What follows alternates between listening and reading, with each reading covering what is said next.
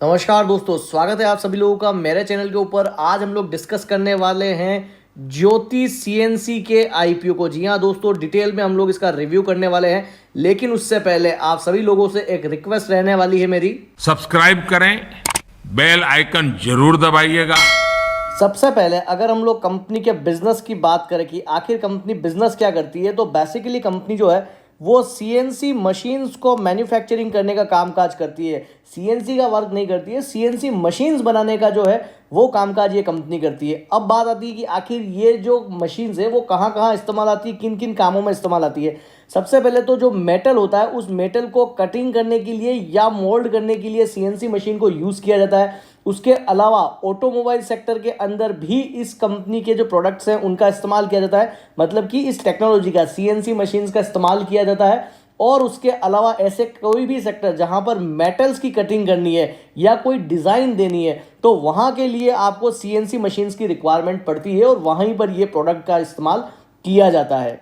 अगर हम लोग कंपनी के आईपीओ ऑब्जेक्ट की बात करें कि आखिर आईपीओ कंपनी क्यों लेकर के आ रही है, तो सबसे पहले कंपनी जो है वो आईपीओ से जो पैसा जुटाएगी उससे कंपनी जो है वो अपने लोन्स का रीपेमेंट और प्रीपेमेंट करेगी।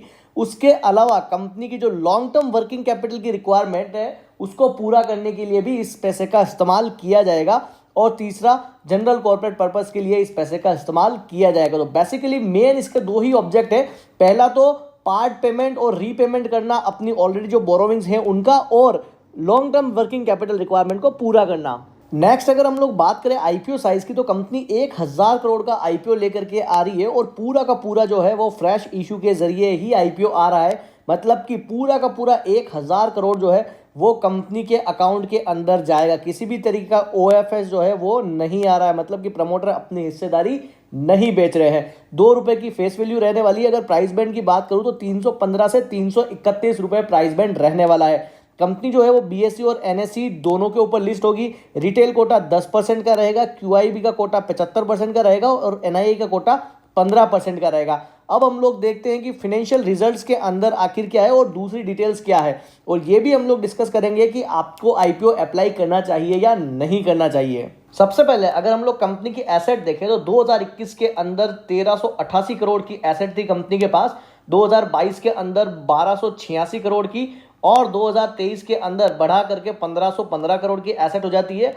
और सितंबर 2023 तक जो एसेट है उसकी वैल्यू बढ़ा करके हो जाती है 1706 करोड़ की। मतलब कि लगातार कंपनी जो है वो अपनी एसेट्स को बढ़ा रही है। वहीं अगर हम लोग रेवेन्यू देखें तो 2021 के अंदर 590 करोड़ का रेवेन्यू था, 2022 के अंदर 750 करोड़ का, 2023 के अंदर 952 करोड़ का, और FY 23-24 के हाफ ईयरली एंड होने तक 510 करोड़ का रेवेन्यू कंपनी जो है वो अभी अर्न करती है। और अगर इसको हम लोग एनुअल बेसिस पे एस्टिमेट करें तो लगभग 1020 करोड़ के आसपास का रेवेन्यू हमें देखने को मिलेगा। लेकिन वहीं पर जो टेंशन वाली बात है वो है दोस्तों कंपनी का प्रॉफिट आफ्टर टैक्स। लगातार आप कह सकते हो कि कंपनी जो है वो लॉस मेकिंग थी। 2021 के अंदर कंपनी 70 करोड़ का लॉस बुक करती है, वहीं 2022 के अंदर 48 करोड़ का लॉस बुक करती है, और 2023 के अंदर सिर्फ 15 करोड़ का प्रॉफिट जो है वो कंपनी डिक्लेयर करती है। तो बहुत कम मार्जिन के ऊपर कंपनी कामकाज कर रही है। और सबसे बड़ी बात यह कि पिछले 2 सालों के अंदर कंपनी लॉस के अंदर भी है, और सितंबर तक सिर्फ कंपनी 3 करोड़ का प्रॉफिट जो है वो डिक्लेयर करती है। अगर इसको मैं मल्टीप्लाई बाय 2 भी करता हूं तो भी ये सिर्फ 7 करोड़ का प्रॉफिट निकल करके आता है। तो ये पर्टिकुलर पॉइंट जो है वो इस आईपीओ को लेकर के बहुत ज्यादा नेगेटिव है। वहीं हम लोग अगर नेटवर्थ की बात करें तो नेटवर्थ भी ऐसी कोई खासी हमको देखने को नहीं मिली। 2018 के अंदर सिर्फ 18 करोड़ की नेटवर्थ, वहीं पर 2022 के अंदर नेगेटिव चली जाती है नेटवर्थ, 29 करोड़ जो है वो माइनस में चली जाती है।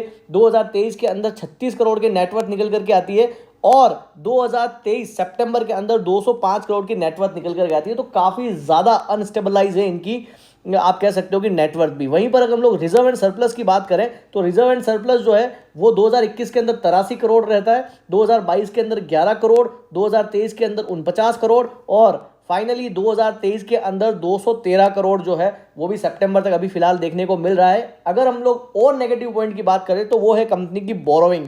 725 करोड़ की जो है वो देनदारी निकल करके आती है 2021 के अंदर, वहीं 2022 के अंदर 792 करोड़ की बोरोविंग्स, वहीं पर 2023 के अंदर 834 करोड़ का डेट है कंपनी के ऊपर, और सितंबर 2023 के अंदर 821 करोड़ का डेट है। तो एक काफी ज्यादा हैवी डेटफुल कंपनी है। और इन दोनों समस्याओं के चलते, मतलब एक तो कंपनी लॉस के अंदर है और दूसरा बोरोविंग्स बहुत ज्यादा है, तो इन दोनों फैक्टर की वजह से ये आईपीओ जो है वो बहुत ज्यादा रिस्की हो जाता है। अगली बात करें जो इस आईपीओ के अंदर और भी ज्यादा नेगेटिव है, वो है कंपनी का पीई रेशियो, मतलब कि प्राइस टू अर्निंग रेशियो। 324 के पीई रेशियो के ऊपर फिलहाल अभी कंपनी अपनी वैल्यूएशन लेकर के आई है। तो ये पीई रेशियो जो है वो बहुत ज्यादा है और इसके जो पीयर कंपटीटर है उनका पीई रेशियो जो है वो काफी गुना कम है इससे। वहीं पर अगर हम लोग रिटर्न ऑन इक्विटी देखें तो 18% की रिटर्न ऑन इक्विटी है, और अगर हम लोग ईपीएस देखेंगे तो सिर्फ ₹1 का ईपीएस है पर शेयर के ऊपर, तो बहुत कम ईपीएस है मैन्युफैक्चरिंग कंपनी। और वहां पर अगर हम लोगों को इतना कम ईपीएस देखने को मिले या इतनी हायर वैल्यूएशन के ऊपर अगर आईपीओ आता है तो बहुत ज्यादा रिस्की हो जाता है।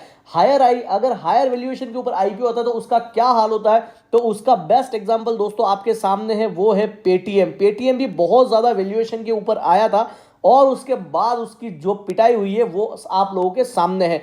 तो ये हम लोगों को बहुत चीजें ध्यान से देखनी है कि यूं ना हो कि हम लोग कुछ महंगा सौदा ले लें। आईपीओ डेट की बात करूं तो एंकर इन्वेस्टर के लिए 8 जनवरी के दिन आईपीओ ओपन होगा, वहीं पर आईपीओ दूसरे जो रिटेल इन्वेस्टर हैं उनके लिए 9 जनवरी के दिन ओपन होगा और 11 जनवरी के दिन क्लोज हो जाएगा।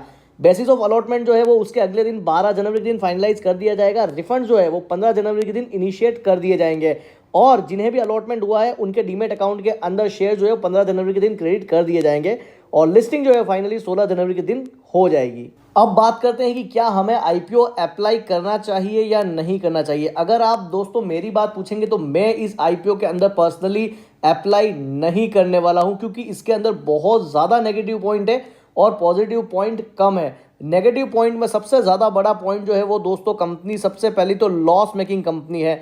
उसके बाद अगर देखा जाए तो काफ़ी ज़्यादा हायर वैल्यूएशन के ऊपर कंपनी अपना आईपीओ लेकर के आ रही है। अगला नेगेटिव पॉइंट है कि काफ़ी ज़्यादा डेट है कंपनी के ऊपर, ये भी एक बड़ा माइनस पॉइंट है इस कंपनी के लिए। उसके अलावा जो कंपनी के मार्जिन्स है वो भी बहुत कम है, कंपैरेटिवली जो दूसरी कंपनियां उससे ज़्यादा होना चाहिए। मैन्युफैक्चरिंग कंसर्न है तो डेफिनेटली कंपनी के जो मार्जिन्स है वो ज़्यादा होने चाहिए, तो वो भी बहुत कम है। तो मुझे ये लगता है कि ओवरऑल ये जो पर्टिकुलर आईपीओ है वो हमें तो अवॉइड करना चाहिए, एटलीस्ट रिटेल इन्वेस्टर को तो बिल्कुल अवॉइड करना चाहिए, ना उन्हें कोई लिस्टिंग गेन मिलने वाला है। और अगर वो देख रहे हैं कि हम लोग लॉन्ग टर्म के अंदर रहेंगे तो मुझे लगता है कि ये अगर आपको इसी कंपनी की होल्डिंग लेनी है तो आपको फ्यूचर में और कम प्राइस के ऊपर ये कंपनी मिल जाएगी, क्योंकि वैल्यूएशंस बहुत ज़्यादा है। तो डेफिनेटली लिस्टिंग के बाद में वो वैल्यूएशंस आपको कम होते हुए ज़रूर दिखाई देगी। तो ये था ज्योति सीएनसी का रिव्यू। अगर वीडियो इन्फॉर्मेटिव लगी हो तो वीडियो को जरूर लाइक करें और चैनल को जरूर सब्सक्राइब करें। Thank you.